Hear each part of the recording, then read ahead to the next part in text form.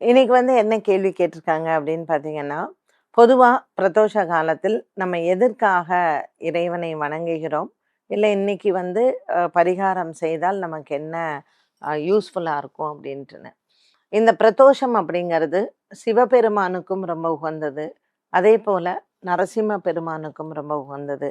எத்தன பேர் நரசிம்மருக்கு உகந்ததுன்னு தெரியும்னு எனக்கு தெரியல. பட் வைஷ்ணவைட்ஸ் பார்த்தீங்கன்னா, இன்னைக்கு பிரதோஷ காலத்தில் நரசிம்மருக்கு பானகம் நைவேத்தியம் பண்ணி, நரசிம்மர் கோவில்ல சிறப்பான திருமஞ்சனங்கள் எல்லாம் நடக்கும் பிரதோஷ காலத்தில். ஸோ சிவனும் பார்த்தீங்கன்னா ஒரு உக்ர தெய்வம். நரசிம்மரும் பார்த்தீங்கன்னா ஒரு உக்ர தெய்வம்.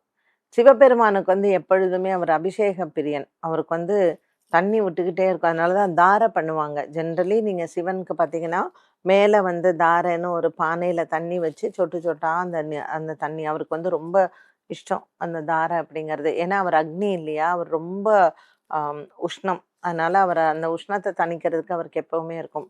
அதேபோல நரசிம்ம பெருமாளும் ரொம்ப உக்கிரமான ஒரு பெருமாள்.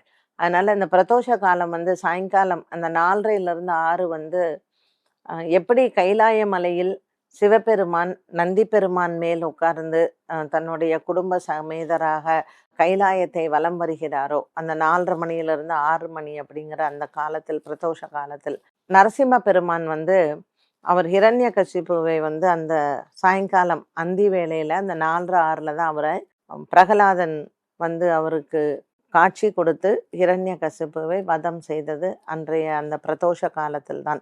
ஸோ நரசிம்மருக்கு எப்பொழுதுமே பிரதோஷ காலம் ரொம்ப விசேஷம். சரி, இந்த பிரதோஷ காலத்தில் நம்ம என்ன வணங்கணும்? இல்லை என்ன மாதிரியான பரிகாரங்கள்லாம் தீராத கடன்.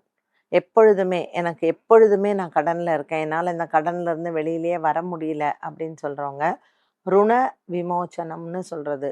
ஸோ நரசிம்மருக்கு ருண விமோச்சன ஸ்லோகம் அப்படின்னே இருக்கு.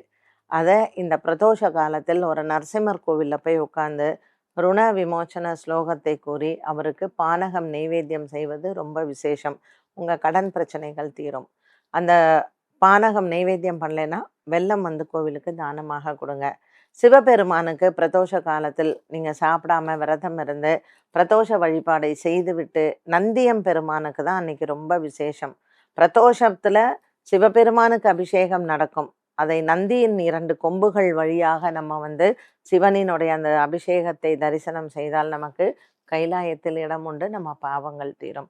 இப்படி இந்த 4:30லிருந்து 6 மணிக்கு இந்த பிரதோஷ காலம்னு சொல்லக்கூடிய இந்த நேரம் ரொம்ப விசேஷமானது. இதுல நம்ம என்ன மாதிரியான வேண்டுதல்கள் வைத்தாலும் பலிக்கும்.